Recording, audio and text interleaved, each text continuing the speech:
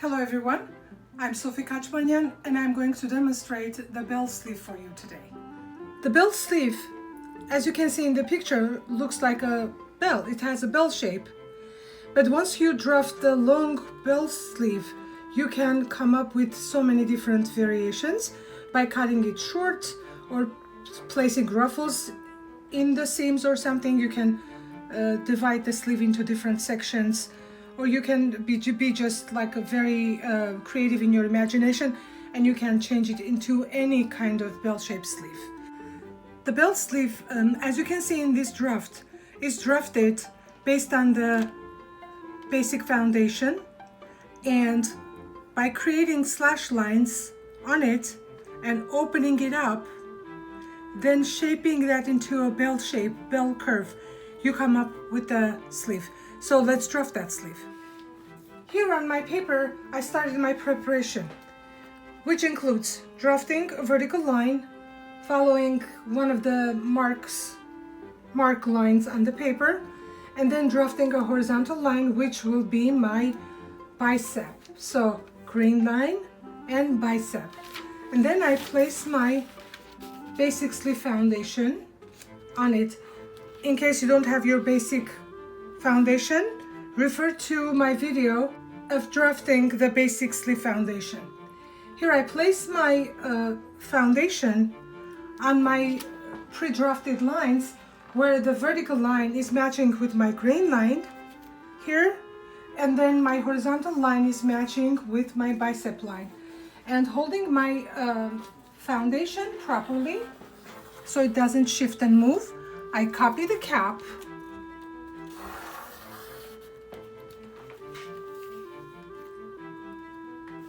under sleeve and sleeve opening lines. As you noticed, I copied only the back side of the sleeve. That's how we start. Now, on this sleeve, I missed marking my notches. I need to know where they are. Okay, so I'm going to draft my slash lines on this sample, and I'm going to open on another piece of paper. So the first slash line is going to be above notches, right above the notches.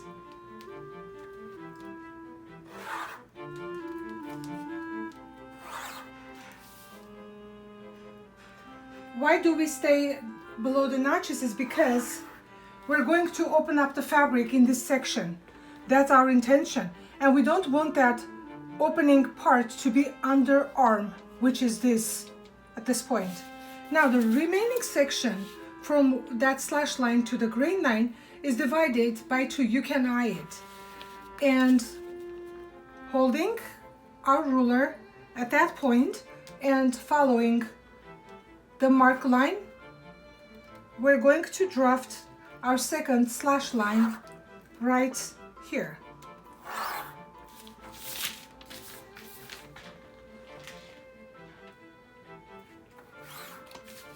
Okay. Also here I would like to make another change before I go ahead and cut this off of the paper. Because this sleeve that I had is a tapered sleeve, I want to make it into a straight sleeve before I slash, because my intention is to open this sleeve up at the bottom. Therefore, I am going to make my sleeve opening equal to the bicep width, which is 6 inches. And so if I would connect these points to each other, that will give me a regular straight sleeve. Actually, that teaches you something different. Let's say your tapered sleeve should be becoming a straight sleeve. This is how you do it. After I'm done with this, I'm going to cut my sleeve off of the paper.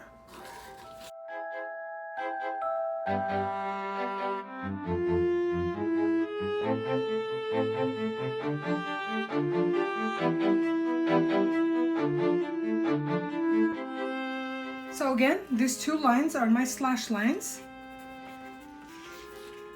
and I'm going to slash them. And the slashing will be done from the bottom to the top because I want to open the bottom of the sleeve.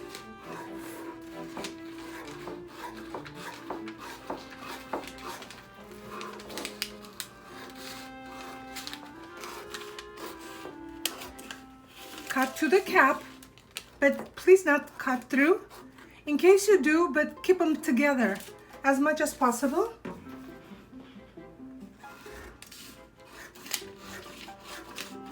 Or if you cut them through, put a piece of tape in there.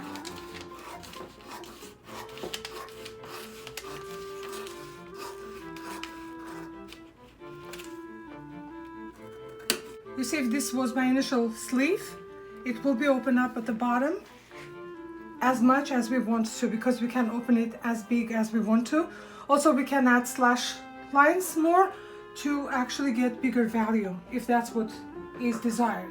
On a bigger piece of paper, I'm going to draft my grain line.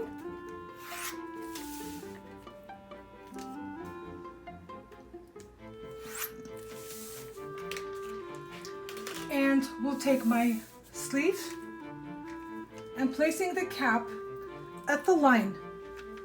Let's say if I want to reduce the ease a little bit, I can pass, let's say about 1/4 of an inch over the line like this.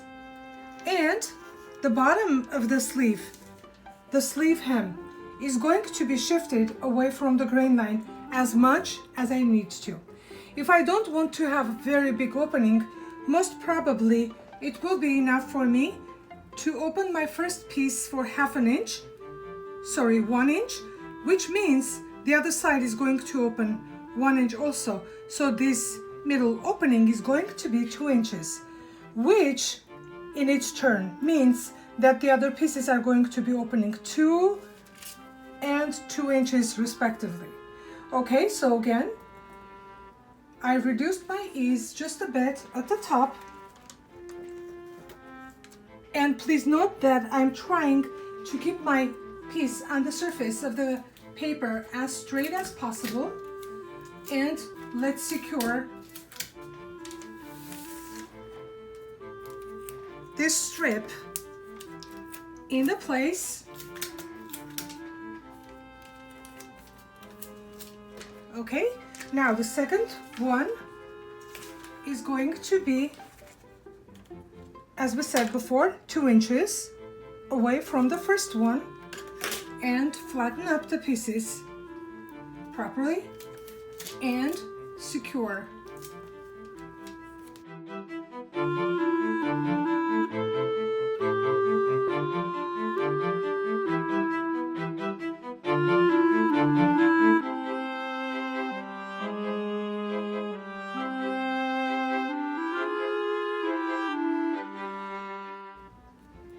Again, 2 inches, and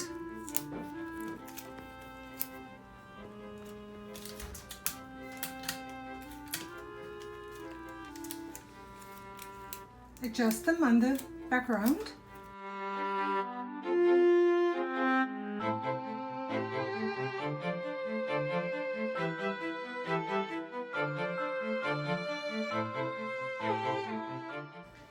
So again, if my fabric that was planned for the dress was chiffon and I needed bigger sleeves, I would open this up more with even increments here. Right now, the desired width is this, and I'm happy with it. So what I have to do now is to look at the broken parts of my sleeve. Usually when we slash and spread or pivot, we come up with broken sides of that particular given structure. So first of all, I'm going to make sure that my cap is smooth. And also, look what happened at the hemline of the sleeve. It is completely broken. So here at the bottom, if you match up one of the ruler lines to the grain line like this, you should be getting 90-degree corner right there. So your hem is not broken. Now, after which, you can take your hip curve, and by holding the tail towards the 90 degree, edge, you can connect all these broken points with one continuous curve. Please don't add, don't subtract. As you can see, my curve was drafted into this section only where the breakage happens. So now my sleeve is pretty much done. I want to make it comfortable and accentuate the bell shape by carving here into a curvy shape. So here's what I suggest. From the bicep to the hemline, and find the middle. On that middle point, measure 1/2 inch in and freehand draft a shallow curve that starts from that 1/2 inch and becomes 0 right there. Let's go to the opposite side also and draft your line before you bring your ruler in and fix it properly. Hopefully you can see that curve and that shape, how that enhances my bell shape through the screen. Now I bring my ruler here and draft my curvy line again with my smooth line and going to 0 at the bicep. And please note that I didn't come up with scallops, but I came up with that kind of smooth curve. So my bell shape is pretty much finished. All I need to do at the seam allowances, fold this paper here at the middle so I can get the mirror image of this sleeve on the other side, so I get my front side of the sleeve as well. Now we can add the seam allowances now or later, doesn't matter. But let's say if I would fold my paper right here at the grain line,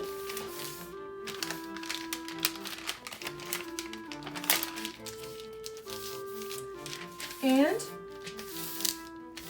staple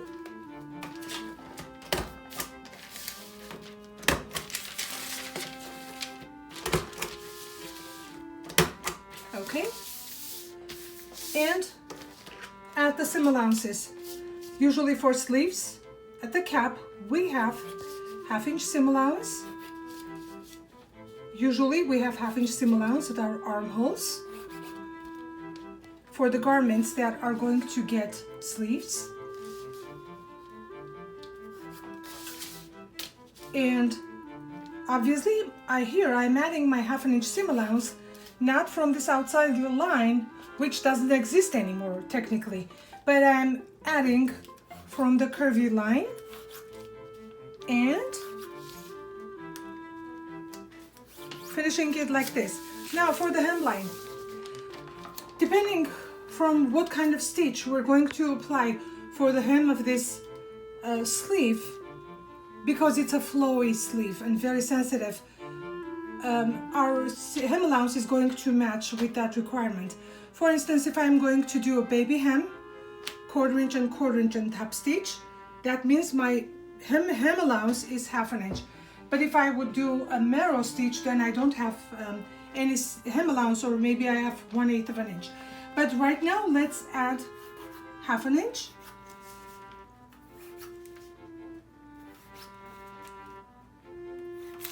Okay, and with your curve, you can smooth your lines. So you cut straight and nice. Okay, so like this. And my cap line is going to be perfected with my French curve.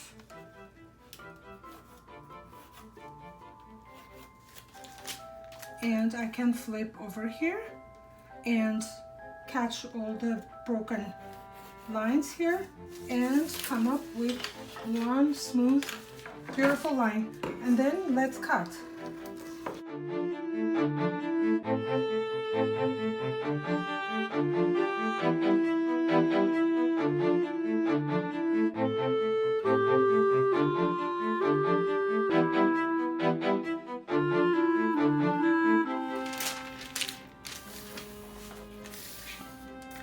is my complete sleeve.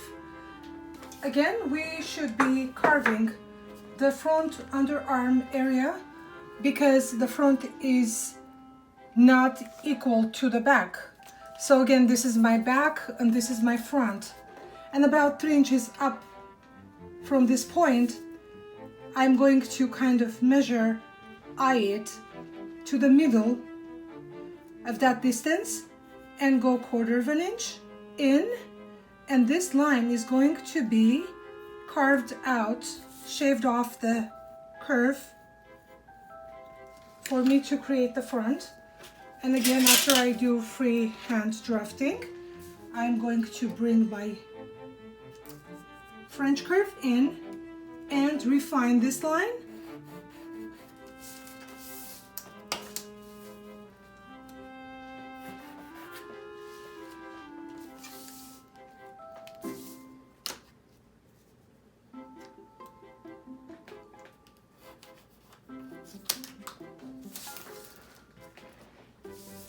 Okay, make sure that you don't cut this side down because that will be making your underseams uneven.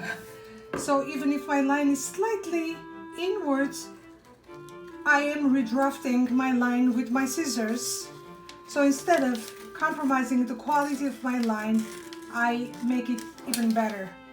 So if I would fold my sleeve like this, you should see that this is my front and the other one is the back. Now, after that, we need to mark our notches and our grain lines and get it done. So here's what we do. To start with my notches, as you can see, here is my back couple of notches there. My cap notch that I missed to mark is always in the same place. So it's right there, 1/4 inch towards the front from the grain line. And my front notch, actually this mark should be done when you copy your sleeve, but it's okay if I missed marking them, I can mark them now. Okay, so I notch here to show the amount of my seam allowance and stitch direction. Here I have 1/2 inch hemline that will be marked on both ends, and here is my other notch. So let's notch them.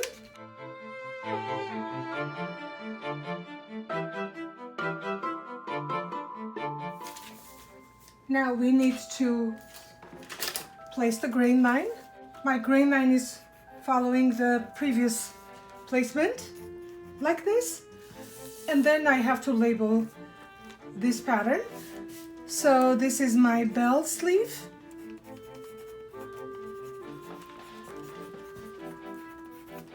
And size 8, and we're going to cut 2. Meaning, when we're cutting this out of the fabric has to be folded face to face. So when I cut this fabric pattern on top of it, I get 2 opposite sleeves. So pretty much, if this was worn on the arm, you see this is the front, so my sleeve is going to pretty much look like this. And so that's my demonstration for you today. Everybody, enjoy your bell sleeve. See you next time.